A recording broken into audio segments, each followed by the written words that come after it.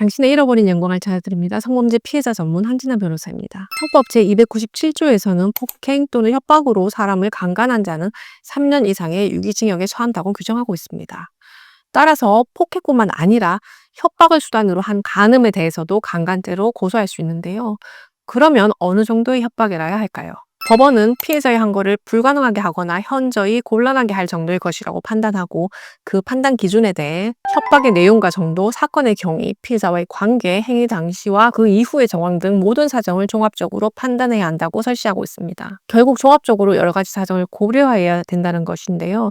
실제 사안에서 어느 정도의 위협이 있어야 하는지를 판단하기는 쉽지 않습니다. 따라서 몇 가지 사례를 예를 들어보면 판례는 가해자가 피해자의 나체 사진을 갖고 있음을 기화로 이를 유포하겠다고 협박하며 성관계를 요구한 사안에서 강간죄의 성립을 인정하고 있습니다. 이는 사진이 유포될 경우 심각한 성적 수치심을 느낄 것이 분명하고 일상생활조차 할 수 없을 정도로 타격을 입게 될 가능성이 높기 때문에 피해자의 항거를 현저히 곤란하게 할 정도의 협박에 해당한다고 판단하고 있는 것입니다. 그리고 법원은 흉기와 같은 위험한 물건을 이용하여 생명이나 신체에 직접적인 위해를 가한 경우의 예로서 훼칼을 피해자의 목에 갖다 대며 마지막으로 할 말이 있느냐고 반항을 억압하여 성관계에 이른 경우 강간죄의 성립을 인정하고 있습니다. 한편 가해자들이 자해소동을 벌이면서 성관계를 요구하는 경우가 있는데요. 그러나 피해자에 대한 위해가 아니라 가해자 본인에 대한 자해로 피해자를 위협하는 경우는 강간죄의 협박으로 인정되기가 어려운 편입니다.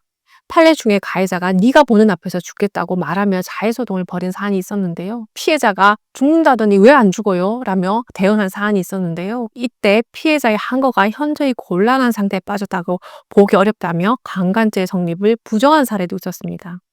그리고 피해자에게 이미 여러 차례 반복하여 말하였기 때문에 피해자가 이에 익숙해져 있는 경우는 비록 협박성 발언이 있었다고 하더라도 협박의 정도가 피해자의 성적 자기결정권을 박탈할 수준에 미치지 못한다고 하여 강간죄의 성립을 부정하고 있는 경우도 있습니다. 그리고 가해자가 피해자와의 관계를 폭로하겠다고 발언한 경우에는 상황에 따라 강간죄를 인정한 경우도 있고 아닌 경우도 있는데요. 예를 들어 피해자가 가해자에게 헤어지자고 요구하자 가해자가 직장 내 불륜 관계를 폭로하겠다며 카카오톡 프로필 등에 피해자의 관계를 암시하는 협박성 글을 올리고 앞으로 어떤 행동을 할지 잘 봐라라는 메시지를 보내는 등 실제 불륜 사실을 폭로할 것처럼 협박하여 성관계까지 이른 경우 강간죄의 성립을 인정하고 있습니다.